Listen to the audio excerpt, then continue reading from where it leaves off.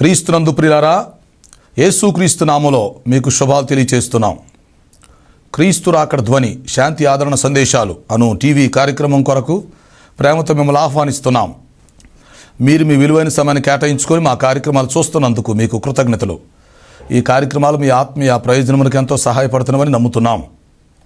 ప్రియులారా, ఈ టీవీ పరిచర్య కొరకు ప్రార్థించండి, సహకరించండి, ప్రోత్సహించండి. ఈ కార్యక్రమాలు ఇతరులకు కూడా పరిచయం చేసి వారు కూడా చూసి మేలు పొందేటట్లుగా సహాయపడాలని మీకు మనవి చేస్తున్నాం.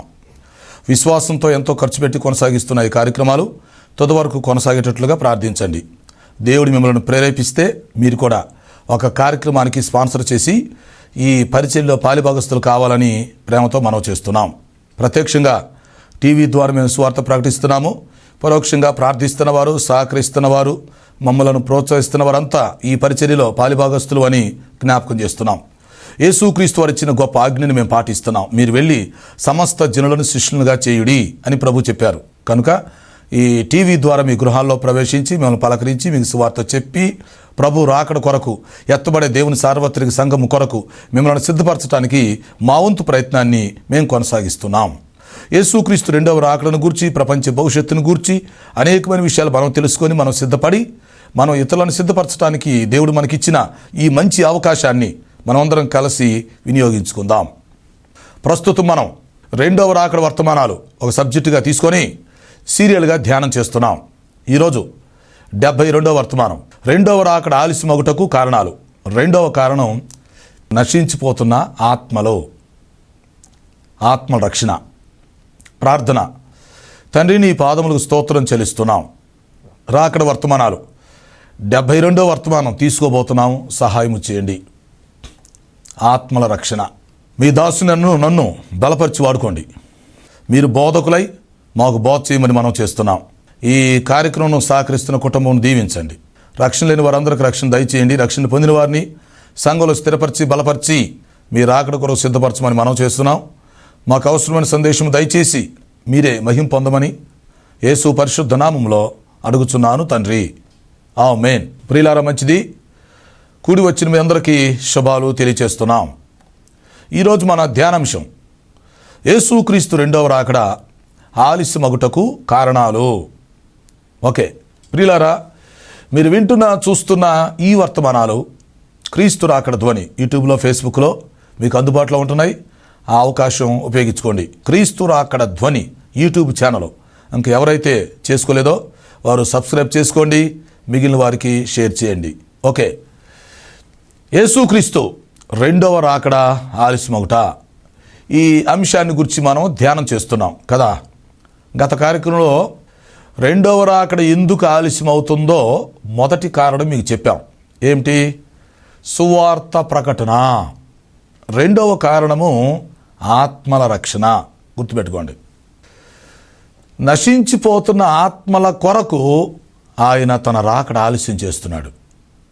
ఒకవైపు ఏమో సువార్త ప్రకటించబడాలి, రెండవది సువార్త ప్రకటించబడిన తర్వాత నశించిపోతున్న ఆత్మలు రక్షించబడాలి. ఈ రెండు ముఖ్యమైన ఉద్దేశాలు కదా. ముందు సువార్త ప్రకటించబడాలి. అసలు సువార్తే ప్రకటించబడకుండా రక్షణ పొందవలసిన వారు, పొందేవాళ్ళు పొందలేరు కదా. అందుకని ఇప్పుడు ఏంటి? మొదటగా సువార్త ప్రకటించబడుతుంది. ప్రపంచమంతటా, సర్వలోకంలో మానవ జాతి మొత్తానికి సువార్త ప్రకటించబడాలి. ఈ మానవ జాతిలో చిట్ట చివరగా పుట్టబోయే వ్యక్తికి సహా అందరికీ సువార్త అందాలి. పైగా సువార్త ఎలా అందాలి? ఎవరి మాతృభాషలో వారికి సువార్త అందాలి. అంతేనా? అంతేకాకుండా వారు చదువుకోవటానికి వారి మాతృభాషలో పరిశుద్ధ గ్రంథం కూడా అందుబాటులోకి రావాలి, తర్జుమా జరగాలి. అంతేకాదు సువార్త ఆ వ్యక్తికి సంపూర్ణ సువార్త అందాలి, ఫుల్ గాస్పల్. కొన్నిసార్లు మనం సువార్త ప్రకటిస్తాం కానీ వారికి కొంచెమే తెలుస్తుంది. కొంచెం చెప్పి మనం వెళ్ళిపోతుంటాం. వారికి పూర్తిగా తెలియదు. వారి మనసులో ఉన్న సందేహాలు తీర్చుకొని వెళ్ళిపోతుంటాం. ఇక్కడ ఒక విషయం మీరు గమనించాలి. సువార్త రెండు భాగాలుగా ఉంది. జనరల్గా మనం సువార్త చెప్పడం వేరు, సంపూర్ణ సువార్త. ఈ రోజుల్లో సువార్త అందని వాళ్ళు కొంతమంది ఉన్నారు. కొంతమందికి సువార్త అందింది కానీ సరిగా అందల. అంటే వాళ్ళకి దేవుని గురించి పూర్తిగా తెలియదు, ఏదో విన్నారు అంతే. కానీ ఇప్పుడు ఏం జరగాలి? సంపూర్ణ సువార్త అందాలి. సంపూర్ణ సువార్త అందాలంటే వారి మాతృభాషలో వారికి వాక్యం చెప్పాలి. వారి మాతృభాషలో వారికి పరిశుద్ధ గ్రంథం తర్జుమా చేసి అందుబాటులోకి రావాలి. అప్పుడేమవుతుందంటే సంపూర్ణ సువార్త వాళ్ళు వినగలుగుతారు, వాక్యంలో చదువుకోగలుగుతారు, తర్వాత ఒక నిర్ణయం తీసుకోగలుగుతారు. కాబట్టి మీరు సువార్త ప్రకటిస్తున్నప్పుడు ఒక విషయం ఆలోచించండి. మనం సువార్త అసంపూర్ణంగా చెప్తున్నామా, సంపూర్ణ సువార్త చెప్తున్నామా అనేది కూడా అర్థం చేసుకోవాలి. అంటే అవతల వ్యక్తికి ఎంత సువార్త అవసరమో అంత సువార్త మనం చెప్పాలి రెండవ రాకడ వచ్చే లోపు.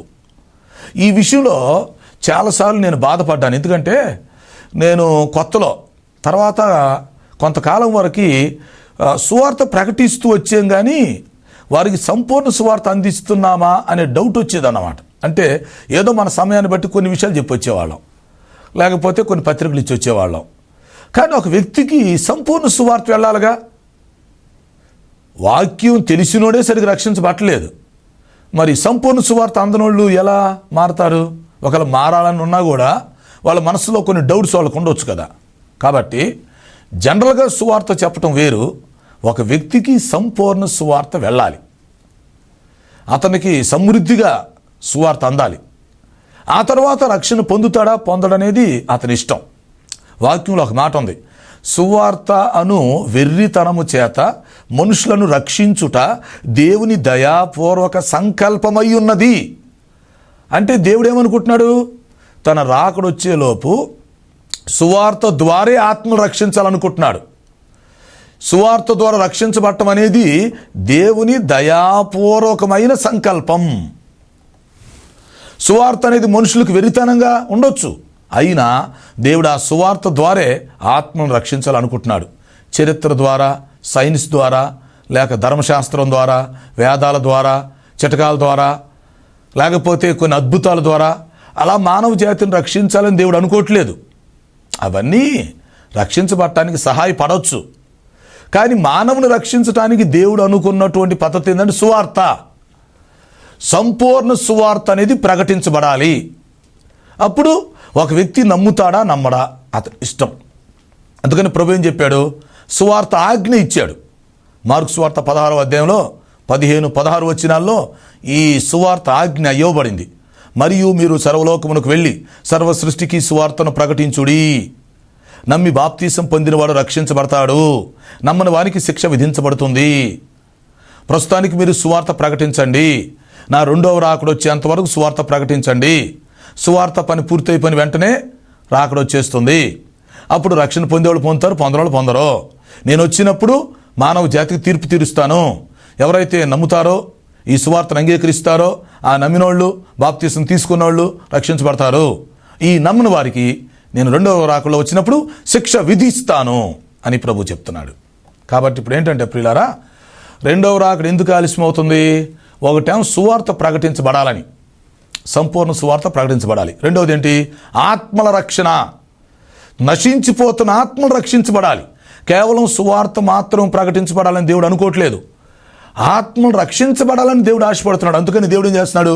ఒకే వ్యక్తికి 10 సార్లు కూడా సువార్త వినిపిస్తున్నాడు. దేవుడు కేవలం సువార్త ప్రకటన మాత్రమే అనుకొని ఉంటే 1-2 సార్లు సువార్త చెప్పి దేవుడు సైలెంట్గా ఉండొచ్చు. కానీ దేవుడు ఆ వ్యక్తి రక్షించబడాలనే ఉద్దేశంతో ఆ వ్యక్తికి కొంత పీరియడ్ కేటాయిస్తున్నాడు. ఆ వ్యక్తి రక్షణ పొందటానికి కొన్ని అవకాశాలు ఇస్తున్నాడు, కొంత సమయం ఇస్తున్నాడు. ఒకే వ్యక్తికి ఎన్నోసార్లు సువార్త అందేటట్టుకు చేస్తున్నాడు. ఒకే వ్యక్తికి ఎంతోమంది ద్వారా సువార్త చెప్పిస్తున్నాడు. ఎంతోమంది వచ్చి చెప్పి వెళ్తున్నారు. కారణం ఏంటి? నశించిపోవచ్చున్న ఆత్మల పట్ల దేవుడికి భారం ఉంది. దేవుని యొక్క హృదయ భారం మనం పంచుకోవాలి. ఆయన యొక్క హృదయమే మనకు కూడా రావాలి. ఒక్కరు కూడా నశించిపోవటం ఆయనకి ఇష్టం లేదు. అందువల్ల అందరూ అంతటా రక్షించబడాలనే ఉద్దేశంతో తన రాకడ ఆలస్యం చేస్తున్నాడు. పేతురు రాసిన 2వ పత్రిక 3:9 చూడండి. పేతురు రాసిన 2వ పత్రిక 3:9. కొందరు ఆలస్యము అని అనుకున్నట్లుగా ప్రభు తన రాకడ విషయంలో, వాగ్దాన విషయంలో ఆలస్యము చేయవాడు కాదు, కానీ అందరూ అంతటను రక్షణ పొందవలనని ఇచ్చయించి కోరుచు మీ విషయమై దీర్ఘశాంతము చూపుచున్నాడు. చూసారా? రెండవ రాకడ ఎందుకు ఆలస్యం అవుతుంది? అది ఆయన దీర్ఘశాంతం. దేనికి? అందరూ అంతటా రక్షించబడాలనే ఉద్దేశంతో కేవలం సువార్త చెప్పి తృప్తి పడకుండా దేవుడు మళ్ళీ మళ్ళీ వినిపిస్తున్నాడు. ఒకసారి సువార్త చెప్పగానే మారేవాళ్ళు మారతారు. కొంతమంది 2 సార్లు వినగా మారేవాళ్ళు ఉన్నారు. కొంతమంది 5 సార్లు వింటే 10 సార్లు విన్నాక మారేవాళ్ళు కూడా ఉన్నారు. అందుకని ఆయన ఏం చేస్తున్నాడంటే సువార్త మాత్రమే కాకుండా ఆత్మలు రక్షించబడాలనే ఉద్దేశంతో ఒకే వ్యక్తికి మళ్ళీ మళ్ళీ చెప్పే ఏర్పాట్లు కూడా చేస్తున్నాడు. ఒక వ్యక్తి ద్వారా కొంచెం సువార్త వెళ్ళింది, కొంత నమ్మాడు. ఇంకొక వ్యక్తిని పంపించి ఇంకొంచెం సువార్త చెప్పిస్తున్నాడు, నమ్మిక పుట్టిస్తున్నాడు. సో ఇదంతా పరిశుద్ధాత్మ దేవుడు జరిగిస్తున్నాడు. వాక్యం చెప్పే వ్యక్తితో చెప్పించేవాడు పరిశుద్ధాత్మే, వాక్యాన్ని అంగీకరించే వ్యక్తి అంగీకరించేటట్టుగా చేసేది కూడా పరిశుద్ధాత్మే. సేమ్ టైం ఇటువైపు సువార్త ప్రకటింప చేస్తూ ఉంటాడు ఒక వ్యక్తిలో ఉండి పరిశుద్ధాత్మ, అటు మరొక వ్యక్తిలో ఉండి ఆ వ్యక్తి వినేటట్టుగా చేస్తుంటాడు, రక్షణ పొందేటట్టుగా చేస్తుంటాడు. కనుక ఆయనే చెప్పిస్తాడు, ఆయనే వినేటట్టుగా చేస్తాడు. ఆత్మల రక్షణ, ఈ నశించిపోతున్న ఆత్మ రక్షించబడాలని దేవుడు ఎన్నోసార్లు సువార్త వినిపిస్తున్నాడు. అయితే ప్రతి వ్యక్తికి ఒక పీరియడ్ ఉండిద్ది, కొన్ని అవకాశాలు ఇస్తాడు దేవుడు. ఆ అవకాశాలు ఉపయోగించుకొని రక్షణ పొందితే సరి, రక్షణ పొందకపోతే ఏమైందంటే దేవుడు ఆ వ్యక్తిని తీసేస్తాడు. ఇతనికి ఇంత పీరియడ్ ఇచ్చాను, ఇతనికి ఇన్ని అవకాశాలు ఇచ్చాను, ఇంతమంది సేవకులను ఒకరి తర్వాత ఒకరు పంపించి చెప్పించాను, అయినా ఇతను మారలేదు కనుక ఇంక ఈ వ్యక్తికి చెప్పాల్సిన పని లేదనుకున్నప్పుడు ఆ వ్యక్తిని భూమి మీద నుంచి తీసేస్తాడు. అదే వాక్యంలో ఉంది. సామెతల గ్రంథం 29:1, సామెతలు 29:1, ఎన్నిసార్లు గద్దించినను లోబడనివాడు మరి తిరుగు లేకుండా హఠాత్తుగా నాశనమగును. చూసారా, ఎన్నిసార్లు గద్దించినా లోబడకపోతే ఏమైద్ది, మరి తిరుగు లేకుండా హఠాత్తుగా నాశనం అయిపోతారు. కాబట్టి పిల్లరా, దేవుడు ఒకవైపు ఏమో సువార్త ప్రకటింప చేస్తున్నాడు, మరొక వైపు 1 సారి 2 సార్లు విని మారకపోయినా సరే దేవుడు ఇసుక్కోకుండా ఆ వ్యక్తికి కొంత పిరిడిచ్చి, వింటున్నారా, దేవుడు దీర్ఘశాంతం చూపిస్తూ సువార్త ప్రకటింప చేస్తున్నాడు. అపోస్తుల కార్యాలు 17:30, అపోస్తుల కార్యాలు 17:30, ఆ అజ్ఞాన కాలమందు దేవుడు చూచి చూడనట్టుగా ఉండెను గాని ఈ దినముల అంతముయందు అందరూ అంతటా మారు మనసు పొందవలని మనుషులను ప్రేరేపిస్తూ మనుషులు మారు మనసు పొందటానికి వారికి ఆజ్ఞాపిస్తున్నాడు. ఒకప్పుడేమో సువార్త మామూలుగా ప్రకటించబడింది, ఇప్పుడేమో ఆజ్ఞాపూర్వకంగా ప్రకటించబడుతుంది. కనుక దేవునికి ఒక్కరు కూడా నశించిపోవటానికి ఇష్టం లేదు. ఒక్కరు కూడా నశించిపోవటానికి ఇష్టం లేక అందరూ అంతటా రక్షణ పొందాలని కోరుచూ, చూసారా, అది ఆయన కోరిక. అందరూ రక్షించబడాలనేది ఆయన కోరిక. అందుకే దీర్ఘశాంతం చూపిస్తున్నాడు. ఇంకా ఎన్నిసార్లు సువార్త చెప్పినా వినలేదనుకోండి, ఆ వ్యక్తిని ఏం చేస్తాడని తీసేస్తాడనమాట. కాబట్టి ఇప్పుడు రాకడ ఎందుకు ఆలస్యం అవుతుందంటే, ఒకవైపు సువార్త ప్రకటన జరగాలి అందరికీ, రెండో వైపు ఆత్మల రక్షణ కూడా జరగాలి. నశించిపోవచ్చున్న ఆత్మలు రక్షించబడాలి. వారి కోసం దేవుడు ఎంతో సమయం ఇస్తున్నాడు, ఎన్నో పర్యాయాలు వారికి అవకాశం ఇస్తున్నాడు. ఎంతోమంది సేవకుల్ని వారి దగ్గరికి పంపించి అర్థమయ్యేటట్టుగా చెప్తున్నాడు.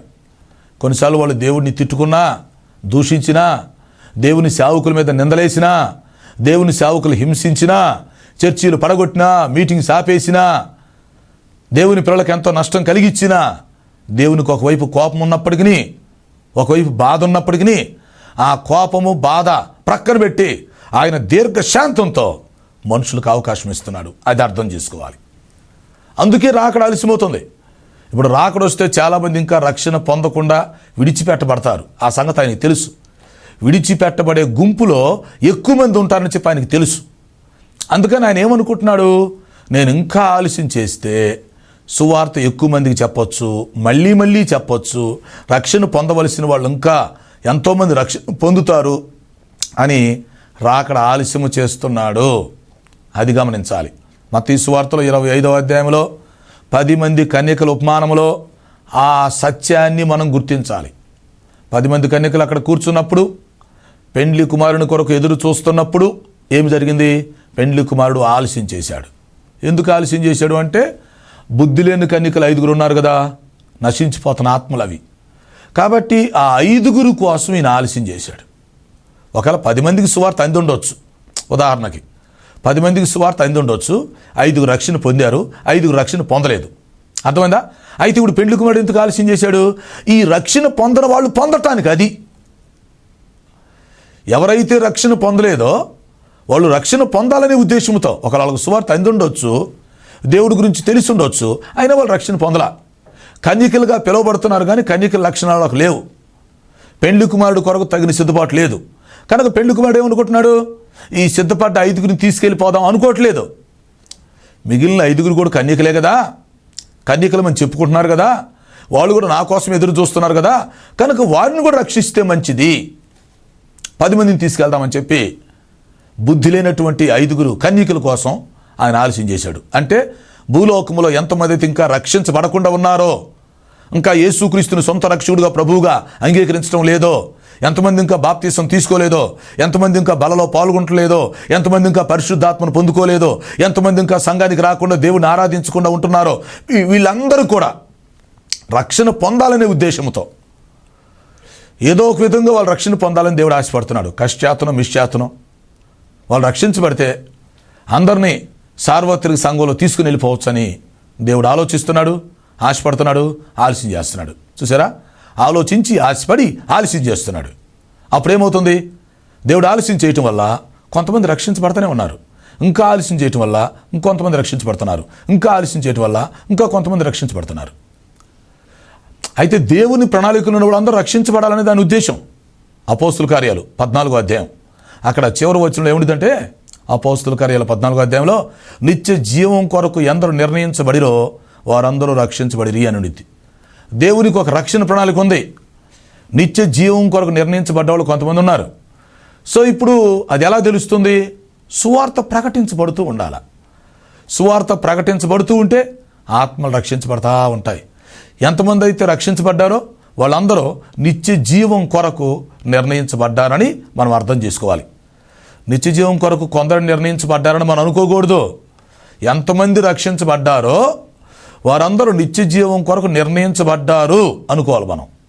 అందుకని దేవుడు ఏంటి, ఈ నశించిపోతున్న ఆత్మను రక్షించాలని ఆయన ఆలోచిస్తున్నాడు. ఒక్కరు నశించిపోవడం కూడా ఆయనకి ఇష్టం లేదు. కారణం ఏంటంటే, ఒక వ్యక్తి నరకానికి వెళ్ళిపోతే అక్కడ లక్షల కోట్ల సంవత్సరాలు బాధపడుతూ ఉండాలి కదా, ఏడుస్తూ రొమ్ములు కొట్టుకుంటూ ఉండాలి కదా. అందుకని దేవుడు ఆలోచిస్తున్నాడు, అసలు ఒక్క వ్యక్తిని నరకానికి ఎందుకు పంపాలి, అది ఆయన ఉద్దేశం. అసలు ఇంకొక విధంగా చెప్పాలంటే, ఈ నరకం అనేది మనుషుల కోసం చేయలేదు. అర్థం చేసుకోండి, ఈ నరకం అనేది సృష్టిలో పడద్రోయబడిన దేవదూతల కోసం సృష్టించబడింది నరకం. దేవుడు మనుషులు నరకానికి పంపాలనుకోవట్లా. అందుకనే దీర్ఘశాంతం చూపిస్తున్నాడు, అందుకే సువార్త ప్రకటిస్తున్నాడు, అందుకే ఆత్మ రక్షించబడాలని ఆశపడుతున్నాడు. ఎందుకంటే నరకం మనుషుల కోసం చేయబడలేదు కాబట్టి. అయితే ఇంతకీ దేవుడు ఎంత దీర్ఘశాంతం చూపించినా కూడా మాకు దేవుడు వద్దు అన్నారనుకోండి వాళ్ళు, లేక రక్షణ పొందలేదనుకోండి, అప్పుడు ఏం చేయాల్సి వస్తుంది, దేవుడికి ఇష్టం లేకపోయినా కూడా ఆ పడద్రోయబడినటువంటి దేవదూతలు రేపు ఎక్కడైతే నరకానికి వెళతారో ఈ రక్షణ పొందనుడు కూడా అక్కడికే వెళతారు. వాస్తవానికి వాళ్ళ కొరకు నరకం తయారు చేయబడలేదు, నరకానికి వీళ్ళు వెళ్ళాల్సిన అవసరం కూడా లేదు. కానీ మరి రక్షణ పొందడానికి అవకాశం ఇచ్చినప్పుడు అవకాశం ఉపయోగించుకోవట్లేదు కదా. వారి కోసం రాకడ ఆలస్యం చేయబడుతున్నా కూడా వాళ్ళు మారట్లేదు కదా. అందుకని చివరికి పరిస్థితి ఏంటి, పడద్రోయబడిన దేవదూతల బ్యాచ్ నరకంలో ఉంటుంది, అలాగే నశించిపోతున్న ఆత్మల బ్యాచ్ కూడా నరకంలో ఉంటుంది. అది మనం అర్థం చేసుకోవాలి. కాబట్టి ఒకవైపు సువార్త ప్రకటించబడుతూ ఉండాలి, సువార్త అందని వాళ్ళందరికీ సువార్త అందాలి, అవునా. రెండవది ఏంటి, ఈ సువార్త అందిన వాళ్ళందరికీ సంపూర్ణ సువార్త అందాలి, వాళ్ళు రక్షించబడాలి. కేవలం సువార్త అందినంత మాత్రాన ప్రయోజనం ఉంది. కాకపోతే మన తప్పు లేకుండా మనం సువార్త అందిస్తాం అనుకోండి, సువార్త అందించేమో అనే తృప్తి మనకు ఉండిద్ది, ఓకే. కానీ ఇప్పుడు వాళ్ళు రక్షించబడితేనే కదా దేవునికి సంతోషం. వీళ్ళందరికీ సువార్త అందిందిలే అంటే అప్పుడు దేవుడు కొంతవరకే సంతోషించగలడు కానీ పూర్తిగా సంతోషించలేడు కదా. రేపు మాకు సువార్త తెలియదండి అనకుండా ఉండటానికి అది సరిపోయిద్ది. కానీ వారు రక్షించబడకపోతే దేవునికి బాధే కదా. పడతరేపడినటువంటి దేవదూతల స్థానానికి మనుషులు ఎందుకు వెళ్ళాలి. అందుకే దేవుడు ఏం చేస్తున్నాడు, మానవుడికి మ్యాక్సిమం ఎన్ని అవకాశాలు ఇవ్వాలో అన్ని అవకాశాలు ఇస్తున్నాడు. మానవుడు ఎంత దుర్మార్గుడైనా, అవునా, దొంగ అయినా, వ్యభిచారైనా, త్రాగుబోతైనా, నరహంతుడైనా, మానవుడు ఎంత ఘోరంగా ప్రవర్తించినా సరే మానవుడిని దేవుడు వెంటనే చంపట్లేదు. మానవుడు చనిపోవటానికి దేవుడు అనుమతించట్లేదు. మీరు అర్థం చేసుకోవాలి.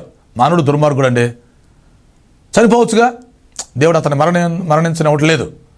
నరహంతుకుడు లేక వ్యభిచారి చాలామందిని పాడు చేస్తున్నాడు, లేకపోతే దుర్మార్గుడు రవిడి, కానీ దేవుడు అతన్ని తీసేయచ్చుగా, తీసేయట్లేదు. ఎందుకు? ఏదో ఒక విధంగా అతను రక్షించబడాలని దేవుడు ఆశిస్తున్నాడు. అతను క్షమించాలని దేవుడు అనుకుంటున్నాడు.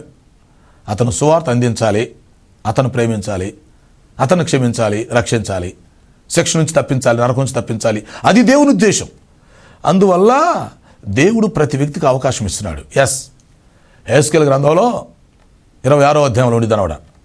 యెహెజ్కేలు గ్రంథం 26వ అధ్యాయంలో దుర్మార్గుడు తన దుర్మార్గత వలన చనిపోవటం వలన యెహోవా సంతోషిస్తాడా? దుర్మార్గుడు అలా సంతోషించడం వల్ల ఆయనకి లాభం ఏంటి? దేవుడు మనుషులు పశ్చాత్తాపడాలని కోరుకుంటున్నాడు.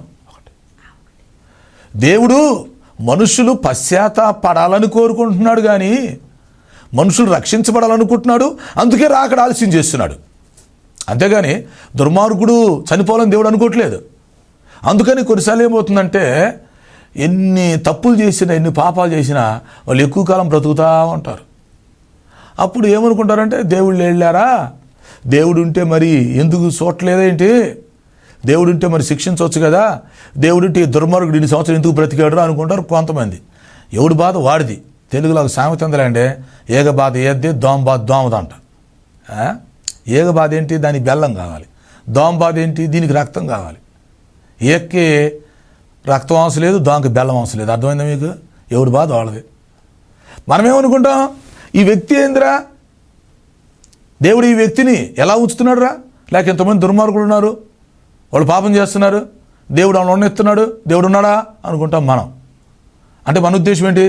దుర్మార్గులంతా నశించిపోవాలని. కానీ దేవుడి ఉద్దేశం అది కాదు కదా. దుర్మార్గులు నశించిపోతే, నరకానికి పోతే దేవుడికి లాభం ఏంటి? అందుకని నశించిపోతున్న ఆత్మను రక్షించబడాలి. దానికోసం నేను దీర్ఘశాంతం చూపించాలి. ఒక వ్యక్తి ఎంతకాలం మారుతాడో చూద్దాం మారుతాడేమో. ఇతను కొన్ని అవకాశాలు ఇద్దాం. లేక ఒకే సేవకుడు సువార్త చెప్పిన వినకపోతే నలుగురితో చెప్పిద్దాం, అట్లానే మారుతాడేమో.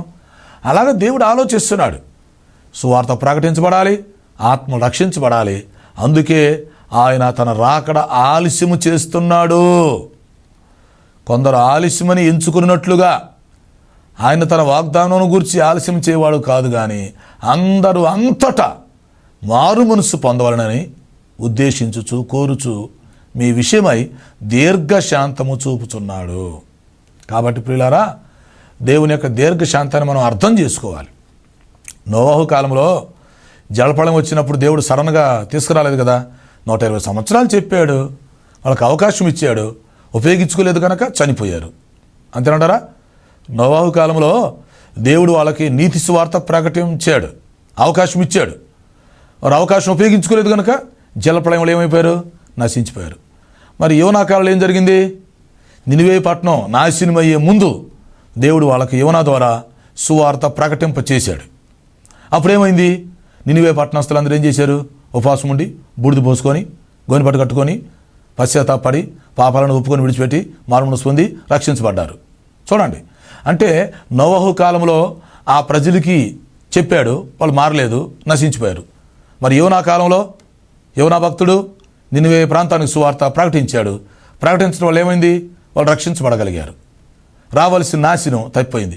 ఒకవేళ యోనా చెప్పకుండా నినివే పట్టణం మొత్తం అగ్నితో కాల్చిపడేసాడు అనుకోండి, అదేం పద్ధతి ఉండేది? వాళ్ళు తప్పు చేసిన మాట నిజమే, కానీ ఆ తప్పును ఒప్పుకునే అవకాశం వాళ్ళకి ఇవ్వాలిగా, ఆ తప్పు అని తెలుసుకునే అవకాశం వాళ్ళకి ఇవ్వాలి కదా. అందుకే వాళ్ళకి సువార్త అందించాడు. చివరికి వాళ్ళు మారారు కాబట్టి నినివే పట్టణం రక్షించబడింది. కాబట్టి నోవాహు కాలంలో యోనా కాలంలో ప్రజలకి ఇద్దరికి అవకాశాలు వచ్చినాయి. నోవాహు కాలంలో ప్రజలు అవకాశం ఉపయోగించుకోలేదు, జలప్రళయంలో నశించిపోయారు. యోనా కాలంలో ప్రజలు అవకాశం ఉపయోగించుకున్నారు, రక్షించబడ్డారు. సో ఇప్పుడు రెండవ రాకడ సమయంలో కూడా ఏం జరుగుతుంది? మనిషి కుమారుని దినముల యందు ఇప్పుడు ఏమవుతుంది? రక్షణ సువార్త ప్రకటించబడుతుంది. అందరూ రక్షించబడాలని దేవుడు ఆశిస్తున్నాడు, ఎదురు చూస్తున్నాడు. అందుకనే వాక్యం ఉంది, లోబడనల్లని ప్రజల వైపు దినమెల్లా నా చేతులు చాపి ఉంచాను. అది మా బ్యానర్. లోబడనల్లని ప్రజల వైపు దినమెల్లా నా చేతులు చాపి ఉంచాను అంటే దాని అర్థం ఏంటి? ఆయన రక్షణ సువార్త అందిస్తున్నాడు. అందించటమే కాదు, రక్షించబడే అవకాశం కూడా కలిగిస్తున్నాడు. ఎవరైనా పశ్చాత్తాపడి దేవునికి భయపడి ఆయన దగ్గరికి వస్తే వారిని రక్షించడానికి, క్షమించడానికి కూడా ఆయన సిద్ధంగా ఉన్నాడు. అందువల్ల దేవుని పని దేవుడు చేసుకుంటున్నాడు. పరిశుద్ధాత్మ తన పని తను చేస్తున్నాడు. దైవ సేవకుల ద్వారా తన పని చేయించుకుంటున్నాడు. అందువల్ల ఈ అంచె దినాల్లో ప్రియులారా, ఒకవైపు సువార్త ప్రకటించబడతా ఉంది, మరొక వైపు చెప్పినోడికే మళ్ళీ మళ్ళీ కూడా సువార్త చెప్తున్నారు. ఒక ఊరికి ఎంతోమంది వచ్చి సువార్త చెప్పి వెళ్ళిపోతున్నారు, ఎంతోమంది వచ్చి వీధి సువార్త ప్రకటించి వెళ్ళిపోతున్నారు. కారణం ఏంటంటే ఏదో ఒక విధంగా వాళ్ళు మారతారని, దేవుడిస్తున్న అవకాశాలు. అందుకని ఈ రక్షణ పొందే వాళ్ళ కోసం ఎవరు నశించిపోకూడదని ఆయన రాకడ ఆలస్యం చేస్తున్నాడు. కానీ వాస్తవం ఏంటి? వచ్చుచున్నవాడు ఆలస్యము చేయక వస్తున్నాడు. వచ్చుచున్నవాడు ఆలస్యం చేయక వస్తున్నాడు. ఏ గడిలో వస్తాడో తెలియదు. అందుకని వాక్యంలో ఉంది, ఏ గడిలో వస్తానో నీకు తెలియదు గనుక నీవు జాగరూకుడవై ఉండుము. అదండి లెక్క. ప్రభు చెప్తున్నాడు, ఏ గడిలో నీ మీదకి వస్తానో నీకు తెలీదు, ఏ గడిలో నా రాకడ వస్తుందో నీకు తెలీదు. కాబట్టి నువ్వేం చేయాలి? జాగరూకుడవై ఉండాలి.